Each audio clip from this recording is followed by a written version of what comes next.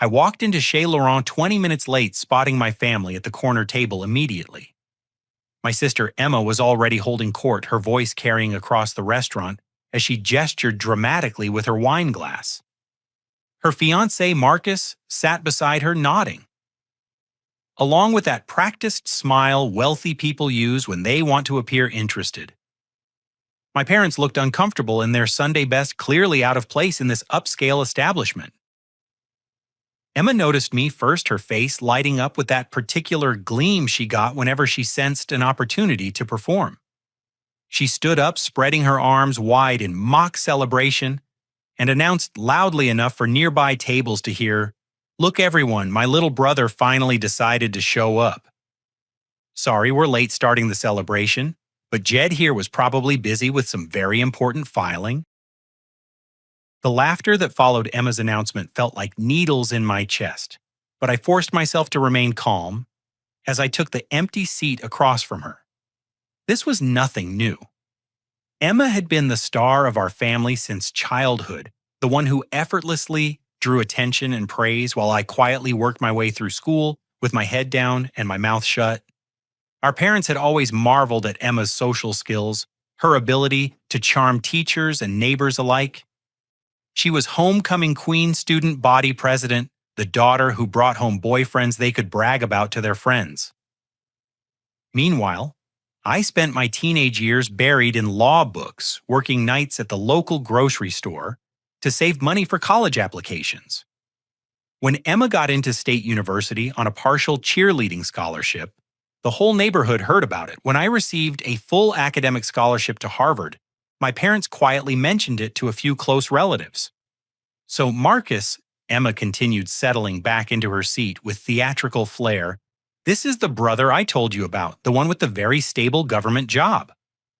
She emphasized the word stable in a way that made it sound like code for boring and dead end. "Jed works downtown in one of those big official buildings doing very important paperwork." Marcus extended his hand across the table with the confident grip of someone accustomed to closing deals. His Rolex caught the restaurant's ambient lighting, and his tailored suit probably cost more than most people's monthly rent.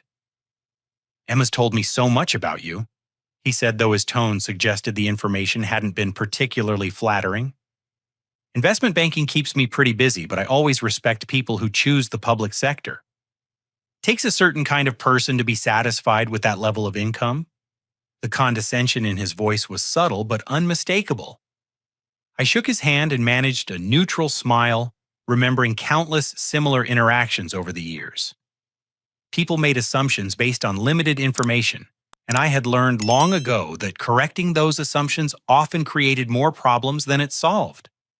"Tell Marcus about your apartment," Emma urged, her eyes sparkling with mischief. "It's so quaint, very minimalist. You know, when you can't afford much furniture, less really is more."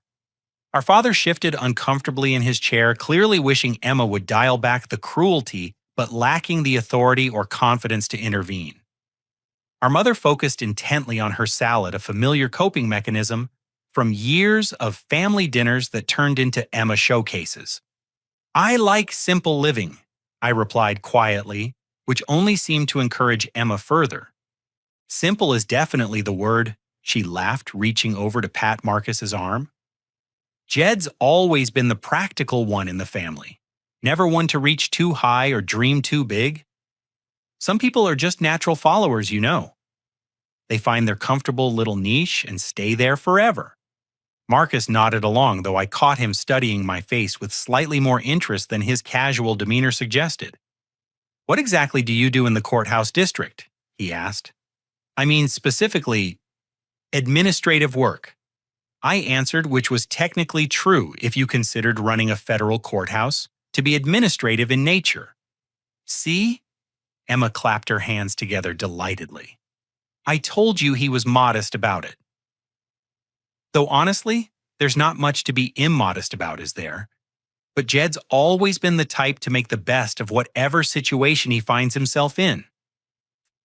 The conversation drifted toward Marcus's work, and I learned that he specialized in corporate mergers and acquisitions. Pulling down what he casually mentioned was a comfortable, mid-six-figure salary. Emma beamed with pride as he described his latest deal involving the acquisition of a chain of luxury hotels across the Southeast. The commission alone from that deal will pay for our honeymoon, Emma gushed. We're thinking Tuscany, maybe the Amalfi Coast. Somewhere sophisticated, somewhere that matches our lifestyle. Marcus smiled indulgently and reached into his jacket pocket, producing a small velvet box. Actually, I was hoping to make this dinner extra special, he said, opening the box to reveal a diamond ring that caught the light like a small star. Emma, will you marry me? The proposal was clearly staged for the family's benefit, since Emma's delighted shriek suggested she had been expecting it. She thrust her hand across the table for our parents to admire the ring, talking rapidly about wedding plans and guest lists. Of course, we'll need to keep the ceremony somewhat intimate, she said, shooting a meaningful glance in my direction. Marcus's family moves in very exclusive circles, and we want to make sure everyone feels comfortable. Some people just naturally fit into certain social environments better than others. The implication was crystal clear. I would not be part of the wedding party, possibly not even invited to the reception. Emma had found her ticket to the life she had always believed she deserved, and she wasn't about to let family obligations compromise her new social standing. That's completely understandable, our mother said quietly, though her eyes reflected the hurt she was trying to hide. It's your special day, sweetheart.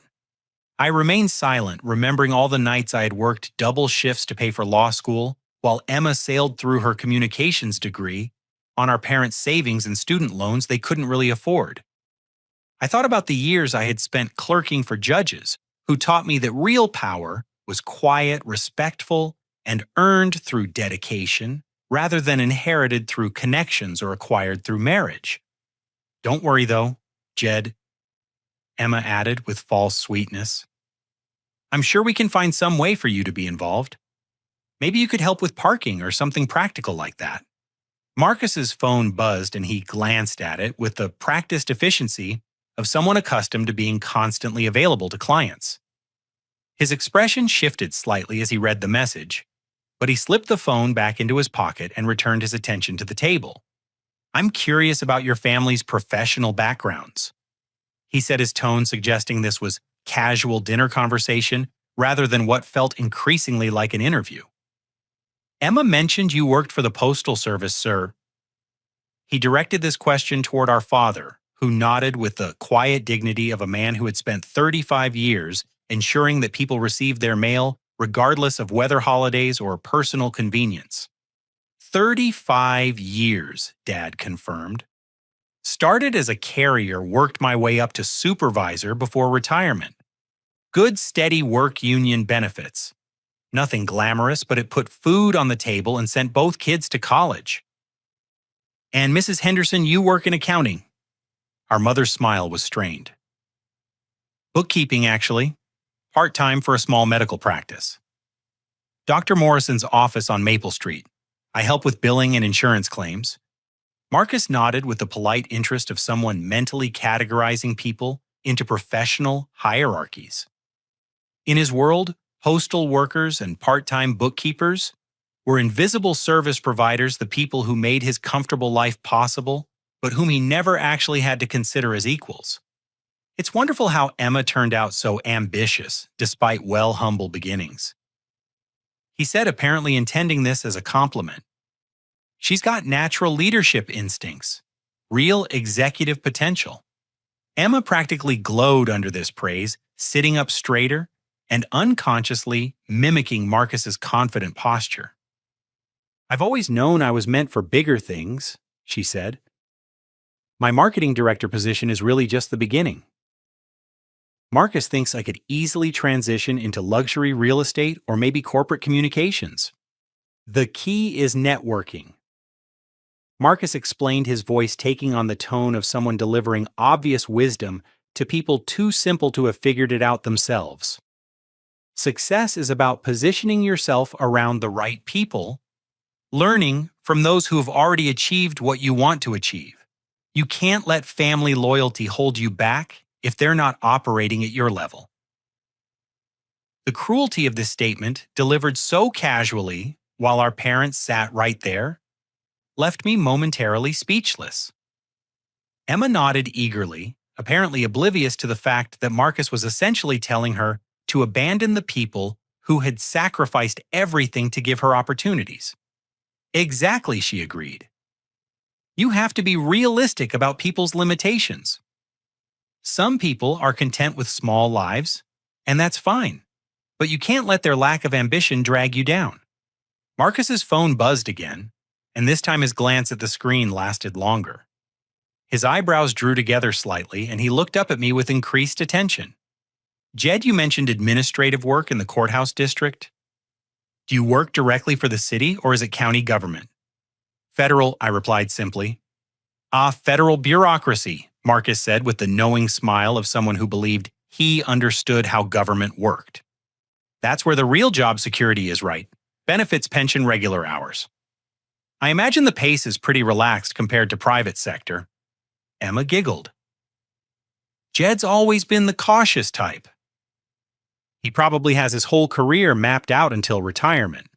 Same desk, same routine, same small paycheck every 2 weeks for the next 30 years.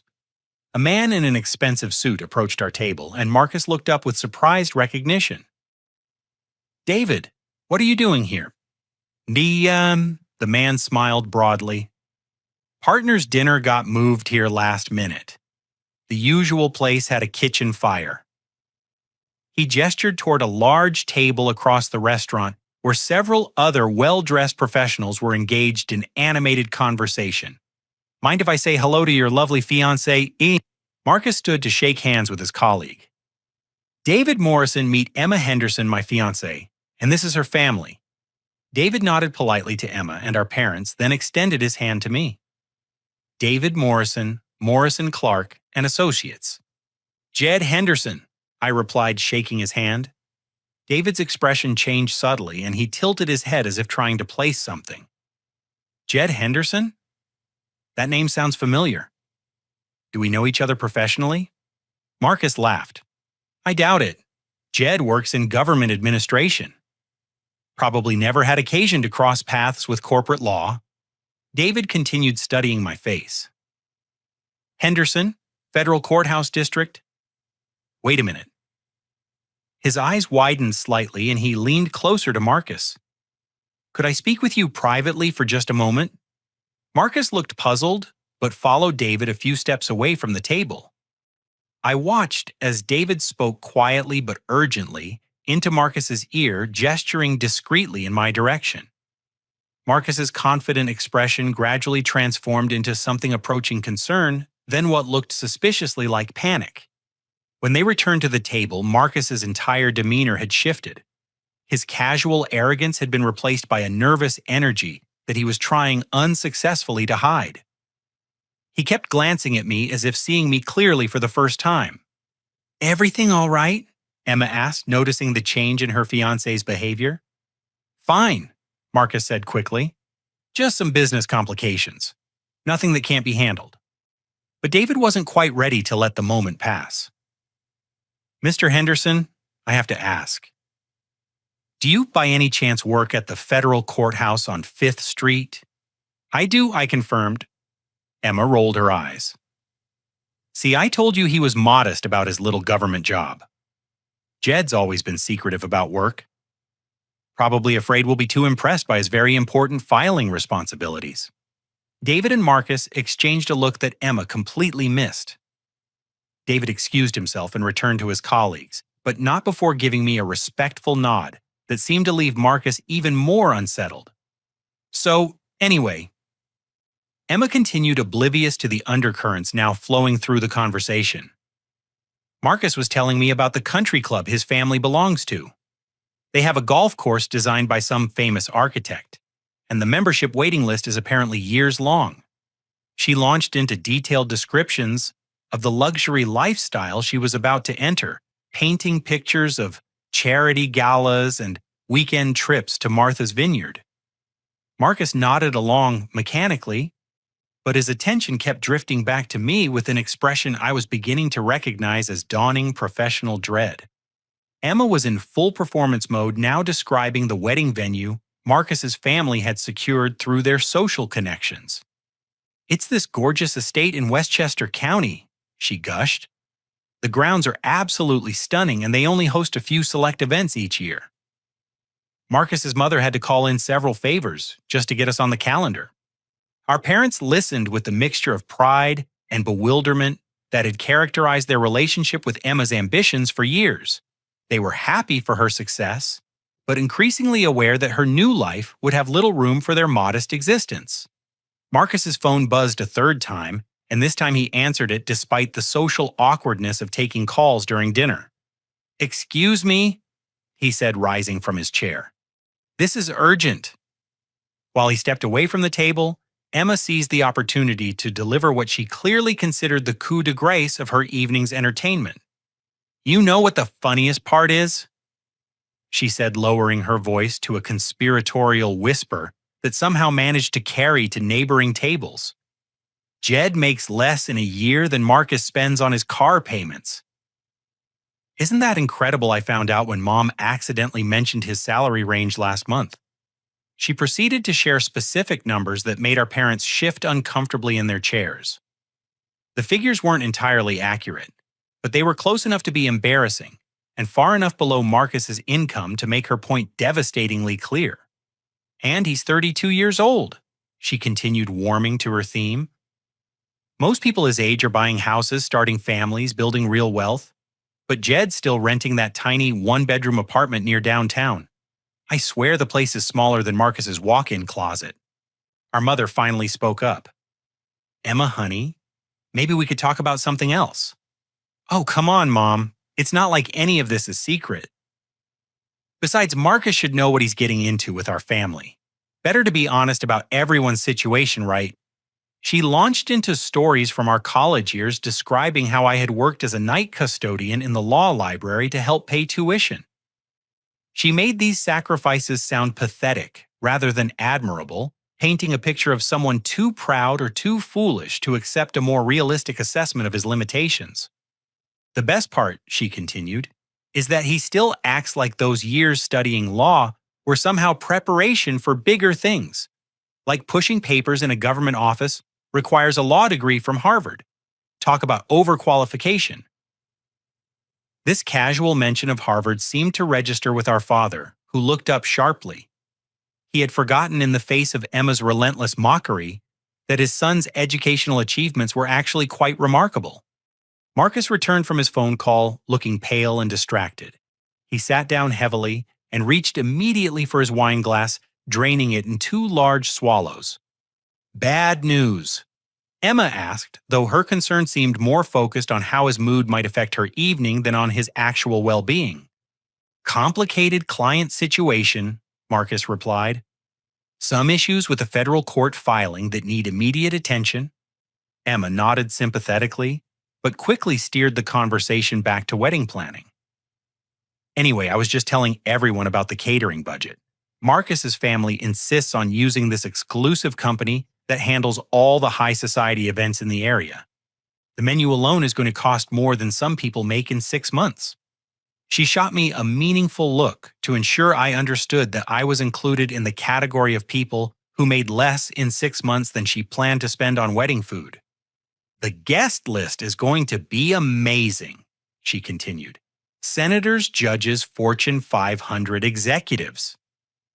Marcus's father's connections are just incredible.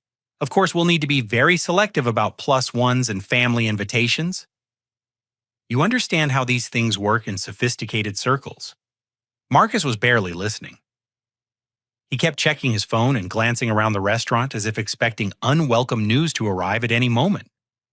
His earlier confidence had evaporated, completely replaced by a nervous energy that was becoming increasingly difficult to hide.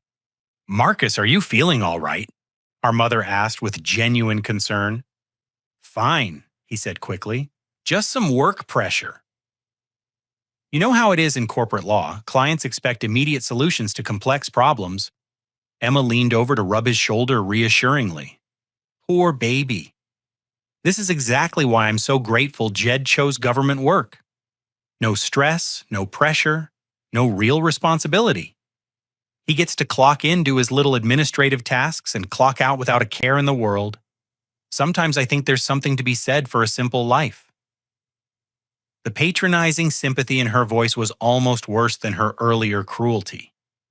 She genuinely believed she was being generous by finding positive aspects to my supposed mediocrity. Marcus looked directly at me for the first time since David's whispered conversation. Jed, I have to ask, what exactly do you do at the federal courthouse?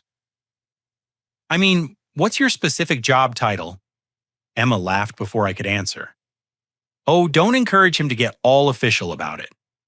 Jed always makes his work sound more important than it really is. It's sweet, actually. He talks about cases and proceedings, like he's actually involved in the legal process instead of just maintaining the filing systems. I'd like to hear from Jed directly. Marcus insisted, his voice carrying a tension that Emma continued to misread completely. The entire table fell silent, waiting for my response.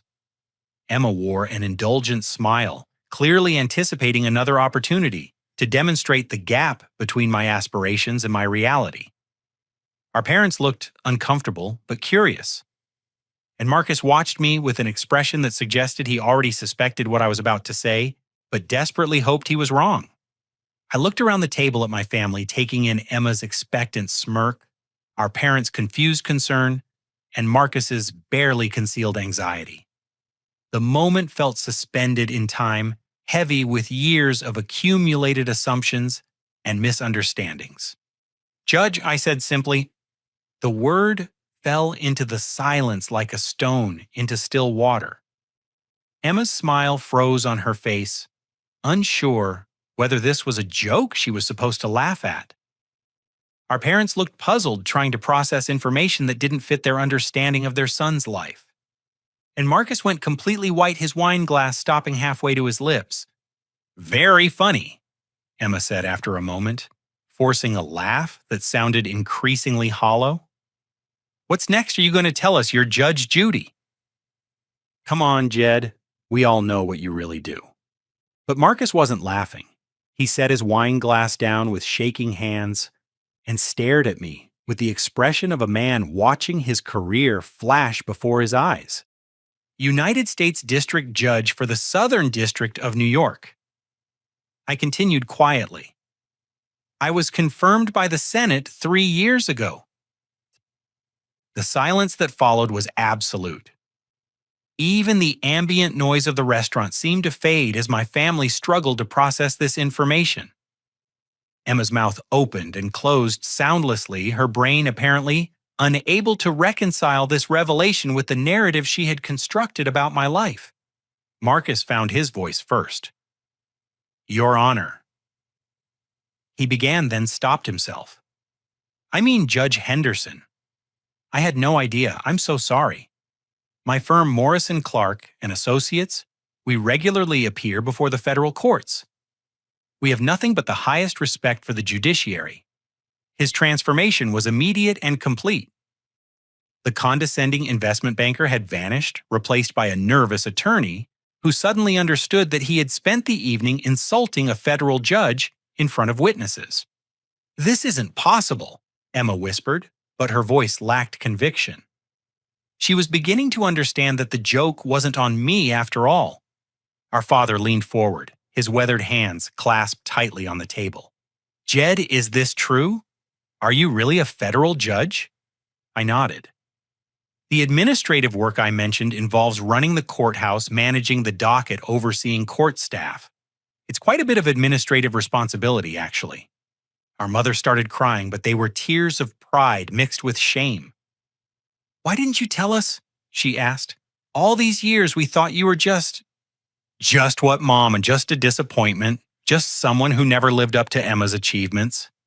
The words came out more bitterly than I had intended, but years of family gatherings where my accomplishments were dismissed or ignored had taken their toll. I had learned to keep my professional life separate from my family, precisely because I was tired of having my choices minimized and my success measured against Emma's more visible achievements. Emma was frantically trying to salvage the situation. I knew, she said desperately.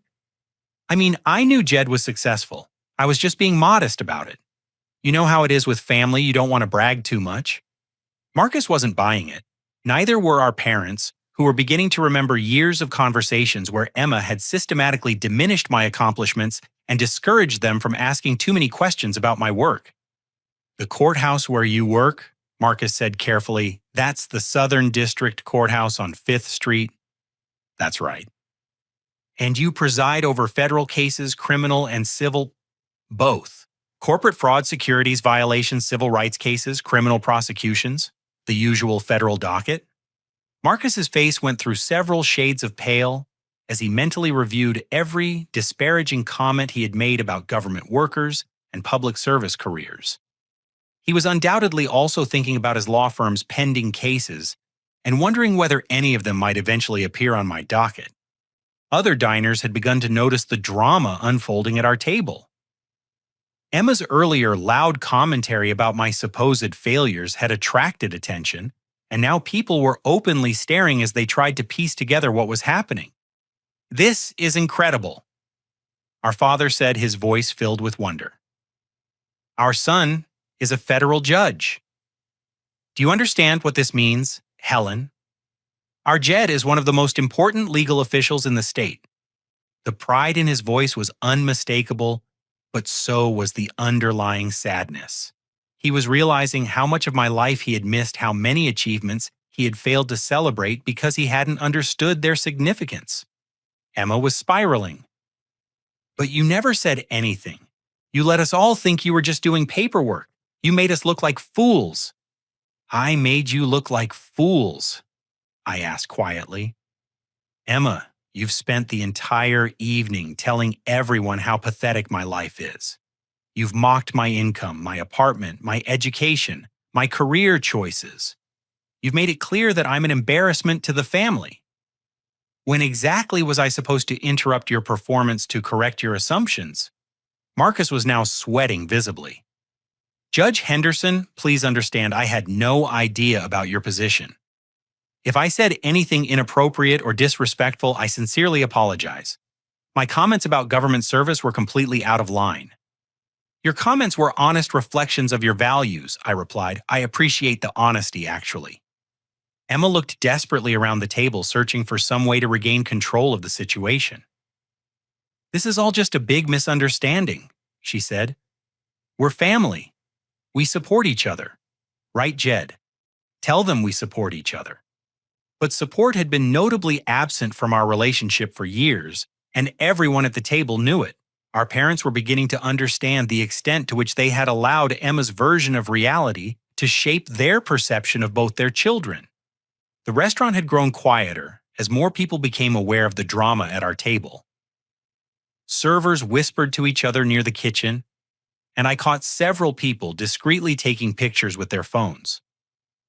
By tomorrow, this would be all over social media, and Marcus's professional reputation would be tied forever to his treatment of a federal judge. Emma excused herself to the restroom, and I watched her walk away with the unsteady gait of someone whose entire world had just shifted beneath her feet. Marcus immediately leaned across the table, his voice low and urgent. Judge Henderson, I need you to understand something. Everything I said tonight, every comment about your family or your career, it came from complete ignorance. I had absolutely no idea about your position or your background. I understand that, Marcus, your comments were based on the information you had been given. He glanced nervously toward the restroom. Emma told me you worked in filing or records management. She said you had never really found your direction after college, that you were the kind of person who was content with a small, stable job. I would never have spoken that way if I had known the truth. Our parents were listening to this exchange with growing understanding of how thoroughly Emma had misrepresented my life to her fiancé. The scope of her deception was becoming clear, and with it the cruelty of her evening's entertainment. She doesn't know, does she? Our mother asked quietly. Emma really has no idea what you do for a living. She's never asked, I replied. Whenever I try to talk about work, she changes the subject or makes jokes about government bureaucracy. It became easier to just let her assumptions stand rather than fight for her attention. Marcus's phone buzzed again, and he glanced at it with visible dread. That's David Morrison again. Word is already getting out about tonight. The legal community in the city is smaller than people think. As if summoned by our conversation, David Morrison appeared at our table again this time, accompanied by 2 other lawyers from his firm. Their approach was deferential, in a way that Marcus clearly recognized and feared. Judge Henderson, David said formally, I wanted to introduce you to my colleagues Sarah Chen and Michael Rodriguez from our federal practice group. The introductions were handled with the professional courtesy that attorneys always showed to federal judges, but I could see the confusion in their eyes as they tried to reconcile my presence at this family dinner with the gossip that was undoubtedly already circulating about Marcus's behavior. We were just discussing the Pemberton Industries case, Sarah mentioned. The one where you issued that landmark ruling on corporate disclosure requirements. Brilliant legal reasoning, Your Honor. Emma returned from the restroom to find 3 attorneys treating her brother with the kind of respect usually reserved for visiting dignitaries. Her attempt to reinsert herself into the conversation was painful to watch. Oh, good, you've met my brother, she said brightly. Jed and I were just talking about how proud the family is of his success. I've been telling Marcus for months that Jed was being modest about his achievements. The lawyers exchanged glances. They were clearly aware that Marcus had been complaining about his fiancé's loser family for weeks. Emma's transparent attempt to rewrite history wasn't fooling anyone. Actually, Michael Rodriguez said carefully, we were hoping to discuss some procedural questions about upcoming federal filings if you have a moment, Your Honor. Emma beamed as if she were personally responsible for facilitating this important legal consultation. Of course, Jed loves talking about work. Don't you, Jed? He's always been so dedicated to public service. The revisionist narrative she was constructing on the fly would have been amusing if it weren't so desperately sad. She was scrambling to reposition herself as the supportive sister who had always recognized my potential, but everyone at the table had witnessed her systematic cruelty throughout the evening. Marcus was growing increasingly agitated as more of his colleagues became aware of the situation. His phone was buzzing constantly now, and I could see him mentally calculating the professional damage he had inflicted on himself. Emma, he said quietly, we need to talk privately. Can it wait? She asked, still basking in the reflected glory of suddenly having an important brother. This is such a wonderful family moment. No, it can't wait. The tone of his voice finally penetrated her euphoria, and she looked at him with the first genuine concern she had shown all evening. Is something wrong? Marcus stood up and walked toward the restaurant's entrance, clearly expecting her to follow. Emma hesitated, torn between her desire to continue playing the role of proud sister and her growing awareness that her fiancé was seriously upset. I'll be right back, she said to the table. We're probably just discussing wedding details. But through the restaurant's large windows, we could all see that the conversation outside was anything but celebratory. Marcus was gesticulating angrily, while Emma stood frozen in apparent shock. Their body language told the story of a relationship in crisis. Our father reached across the table and touched my hand. Son, I owe you an apology. We both do. We let Emma convince us that your quiet nature meant you weren't successful. We should have asked more questions. We should have been more supportive. You raised me to work hard and treat people with respect, I replied. That's what led to whatever success I've achieved. You did everything right. Our mother was still crying, but now her tears seemed to be equal parts pride and regret. All those times you tried to tell us about important cases or legal precedents, and we just nodded politely and changed the subject. We thought you were trying to make your job sound more interesting than it was. The lawyers had discreetly withdrawn to give our family privacy, but their presence in the restaurant ensured that news of the evening's events would spread quickly through the legal community. Marcus's reputation was already damaged beyond repair. Emma returned alone, her face streaked with tears, and her confident demeanor completely shattered.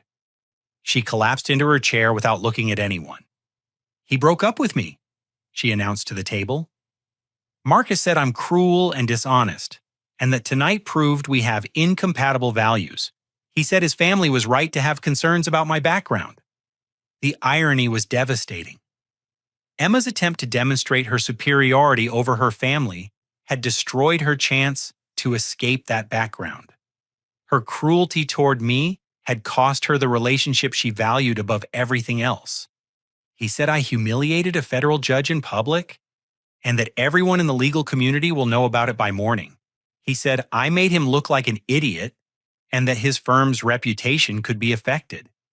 Our parents looked stricken, unsure how to comfort their daughter, while also processing their own feelings about her behavior.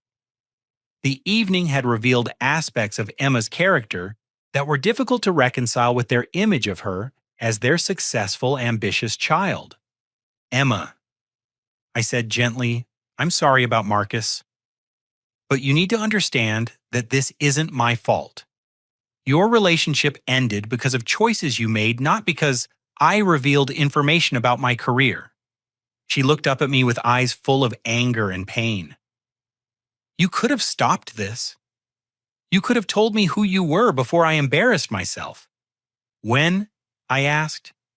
"When you were mocking my education? When you were sharing details about my income? When you were explaining to your fiancé why I wasn't good enough to be in your wedding? At what point was I supposed to interrupt your performance?" The truth was harsh, but necessary. Emma had created this situation through years of systematic cruelty, and she needed to understand that actions had consequences even within families. The ride home was conducted in heavy silence. Emma's car had refused to start in the restaurant parking lot, adding mechanical failure to her evening of personal disasters.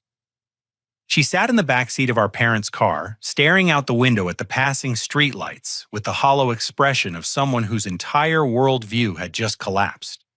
Our father kept glancing at me in the rearview mirror, and I could see him processing decades of assumptions about his children. He was beginning to understand that the son he thought lacked ambition had actually surpassed every expectation, while the daughter he considered his greatest success had revealed a capacity for cruelty that shocked him. "Jed," he said quietly, "when you were confirmed as a federal judge, was there a ceremony? Some kind of official swearing in?" "Yes, at the courthouse. Chief Judge Williams administered the oath." "Were we invited?" The question hung in the air like an accusation. The truth was that I had stopped sharing important milestones with my family years earlier, tired of having my achievements minimized or overshadowed by Emma's latest drama. "I wasn't sure you'd be interested," I replied honestly. Family gatherings had become pretty focused on Emma's career and social life. "I figured you had more important things to worry about." Our mother turned in her seat to face me. "We missed our son becoming a federal judge because we were too wrapped up in Emma's marketing job to pay attention to what you were accomplishing." The devastation in her voice was unmistakable. She was realizing that while they celebrated Emma's relatively minor professional achievements, they had completely ignored their son's rise to one of the most prestigious positions in the American legal system. Emma finally spoke, her voice barely above a whisper. "How long have you been a judge?" 3 years. I was nominated by the president and confirmed by the Senate when I was 29. It was covered in all the major legal publications and several newspapers." "I don't understand," she said.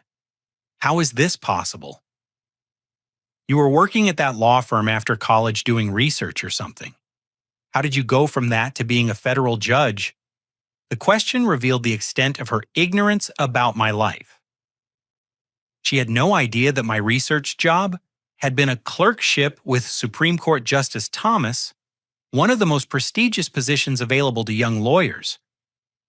She didn't know about the years I had spent in the U.S. Attorney's Office prosecuting federal crimes or the landmark cases I had handled as a federal prosecutor. After my clerkship with Justice Thomas, I joined the U.S. Attorney's Office. I explained. I spent 5 years prosecuting federal crimes before moving into private practice with Davis Stern and Associates. When Judge Morrison announced his retirement, I was nominated to fill his position. Each revelation seemed to hit Emma like a physical blow. She was learning that while she mocked my supposed lack of ambition, I had been building one of the most distinguished early careers in American law. Our father pulled into the driveway of their modest, suburban home, and we all sat in the car for a moment, unsure how to end an evening that had fundamentally changed our family dynamics. "I need to ask you something, Emma," our mother said, turning to face her daughter. "Did you know about any of this? Did you know about Jed's real career and choose to hide it from us?" Emma's silence was answer enough. She had known enough to understand that my work was more significant than she pretended, but she had deliberately minimized my achievements to maintain her position as the family's success story. "You let us miss our son's greatest achievements because you were jealous." Our father said, his voice filled with a disappointment that seemed to age him years in moments.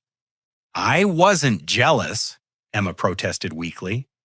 "I just thought. We were all doing well in our own ways. There was no reason to make a big deal about everything." But her protests rang hollow. The truth was evident to everyone in the car. Emma had systematically suppressed information about my success to preserve her status as the family's primary source of pride. We went inside the house and I found myself looking around the familiar rooms with new eyes.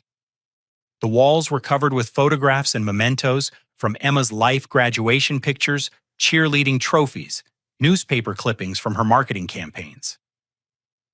There were no visible reminders of my achievements, no indication that the family had any reason to be proud of their son. Emma disappeared into her old bedroom, and we could hear her making frantic phone calls, presumably, to friends who might offer sympathy for her romantic disaster. But word of the evening's events was already spreading through her social circle, and I suspected she would find little comfort there. Our parents and I sat in the living room trying to process the magnitude of what had been revealed. The silence was broken only by the sound of Emma's muffled sobs from upstairs. "I don't understand how we got this so wrong," our mother said finally. "How did we become the kind of parents who ignored one child's success while enabling another child's cruelty?" "You're not bad parents," I assured them. "Emma is charming and outgoing, and her achievements are easy to understand and celebrate. My work is more complicated to explain, and I stopped trying to share it when I realized you weren't really interested." Our father shook his head. "We failed you, son. We let Emma's personality overshadow your substance, and we created a family dynamic where her opinion mattered more than the truth." The conversation continued late into the evening, with my parents asking detailed questions about my career and expressing amazement at opportunities and achievements they had never known to celebrate. They were good people who had been manipulated by a daughter who refused to share the spotlight even with her own brother. Emma eventually emerged from her room, her eyes red from crying, but her expression hardened with a new kind of desperation. "I need your help," she said to me without preamble. "Marcus won't return my calls, and I think he's going to spread this story all over the city. You're a judge now. You have influence. You could talk to him. Explain that tonight was just a misunderstanding." The audacity of her request was breathtaking.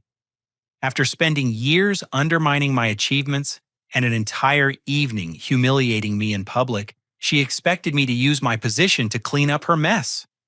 "Emma, I can't and won't interfere in your personal relationships. And even if I could, why would you want to marry someone who would abandon you the moment he learned about your family's true background?" "Because I love him," she said desperately. "Because this was my chance to have the life I've always wanted. Because you don't understand what it's like to have everything you've worked for destroyed in one night." The lack of self-awareness was staggering. Emma still couldn't see that she had destroyed her own relationship through her treatment of others. She was looking for someone else to blame someone else to fix the consequences of her choices. Our parents exchanged a look that suggested they were finally seeing their daughter clearly for the first time in years. The golden child who could do no wrong had revealed herself to be capable of stunning cruelty and shocking selfishness. The next morning brought a reckoning that none of us had anticipated. I arrived at my parents' house to find Emma sitting at the kitchen table, with her laptop open, her face pale with a different kind of shock than the night before. "I've been researching you," she said without looking up from the screen. "I found articles about cases you've presided over, legal journals discussing your rulings, news stories about your nomination and confirmation. Jed, you're actually famous in legal circles." She scrolled through page after page of professional recognition Supreme Court clerkship announcements and coverage of high-profile cases I had handled. The scope of my achievements laid out in black and white seemed to overwhelm her completely. "You turned down partnerships at 3 major law firms to become a federal prosecutor." She continued reading from one article. "You graduated first in your class from Harvard Law School. You wrote law review articles that are still cited as precedent. You're considered one of the most promising young jurists in the country." Our parents sat down beside her, also seeing the full scope of my career for the first time. The pride on their faces was mixed with profound regret for all the celebrations they had missed, all the achievements they had failed to acknowledge. "There's a picture here from your confirmation ceremony," our mother said softly. "You look so serious and dignified in your robes. We should have been there. We should have been the proudest parents in the room." Emma closed the laptop and looked at me with something approaching genuine remorse. "I destroyed my relationship with Marcus, but that's not even the worst part. The worst part is realizing that I've been treating my brother like he was a failure when he was actually more successful than I could ever dream of being." "Success isn't a competition, Emma." "Isn't it, though?" she asked.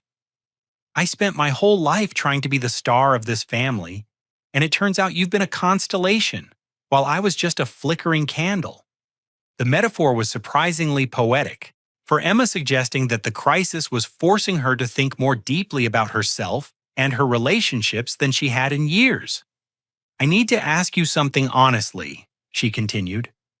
"How many times did you try to share your accomplishments with us only to have me dismiss them or change the subject?" I thought about it carefully. "Hundreds, probably. Every family gathering where I mentioned work, every time I tried to explain why I was passionate about the law, every achievement I hoped might finally earn your respect, or at least your attention. And I shut you down every time. Usually with a joke about government bureaucracy or a comment about how boring legal work must be." Emma put her head in her hands. "I've been a terrible sister. Not just inconsiderate or selfish, but actively cruel. I turned our parents against you without them even realizing it was happening. Our father spoke up. That's not entirely your fault, sweetheart. We should have been paying closer attention. We should have asked more questions and made our own judgments about both of our children's lives. But I made it easy for you to ignore Jed," Emma said. "I monopolized every conversation, made every gathering about my life and my achievements. I created a family dynamic where there wasn't room for anyone else to be successful or important. The honesty was painful, but necessary." Emma was finally confronting the reality of her behavior and its impact on the people who loved her most. "The worst part," she continued, "is that I think I knew. Deep down, I think I always suspected that Jed was more successful than he let on. But I didn't want to know the truth because it would have meant admitting that I wasn't the special one anymore." Our mother reached over and took Emma's hand. "You're both special, sweetheart. You're both successful in different ways. We just lost sight of that somehow." "No, Mom, I lost sight of it. I made sure you lost sight of it too."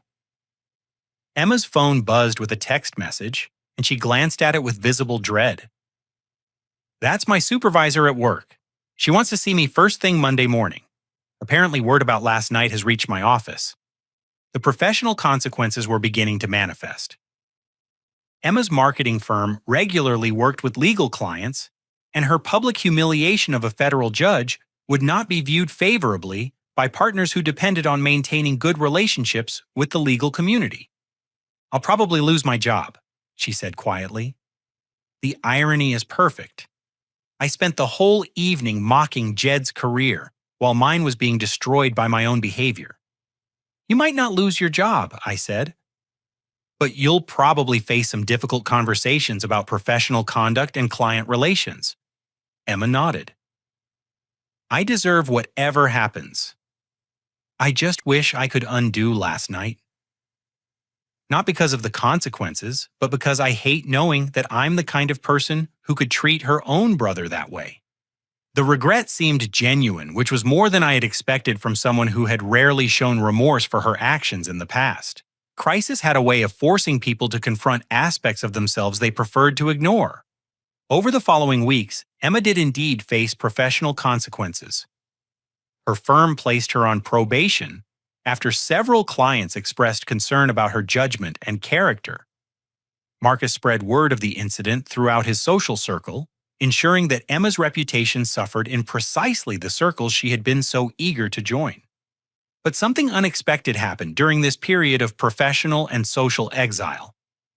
Emma began volunteering at a legal aid clinic initially as a way to demonstrate her commitment to legal ethics, but gradually developing a genuine interest in helping people who couldn't afford quality legal representation. She started taking night classes in paralegal studies, discovering that she had more intellectual curiosity than she had ever allowed herself to explore. Her marketing skills proved valuable in helping the clinic communicate more effectively with clients and donors. 6 months after our disastrous family dinner, Emma met Thomas Rivera, a public defender, who was immediately impressed by her dedication to social justice causes. Their relationship developed, slowly built on shared values rather than social aspirations. Our parents began attending my speaking engagements and court ceremonies, making up for years of missed opportunities to celebrate my achievements. They learned to ask informed questions about my work and to take pride in their son's contributions to American jurisprudence. The family dinners that resumed several months later were different from anything we had experienced before. Conversations were more balanced, with each person's accomplishments and interests receiving genuine attention and respect. Emma had learned to listen as much as she talked, and our parents had learned to value substance over style. Emma's wedding to Thomas was a small ceremony held in a community garden reflecting their shared commitment to environmental sustainability and social justice. I had the honor of walking her down the aisle, symbolizing not just our renewed relationship, but the family's commitment to supporting each other's authentic selves rather than projected images of success. The evening that had begun with Emma's cruel mockery had ultimately forced our family to confront fundamental questions about love, success, and the values that truly mattered. We learned that genuine achievement required integrity and service to others, not just personal advancement at any cost. In my judicial robes, I had found not just professional success, but the opportunity to serve justice and protect the vulnerable. Emma, in her paralegal studies and legal aid work, had discovered that helping others was more fulfilling than impressing them. Our parents learned that both their children were worthy of pride, just in different ways. The lesson that emerged from our family crisis was simple, but profound. True success is measured not by wealth or social status, but by the positive impact we have on others and the integrity with which we live our lives.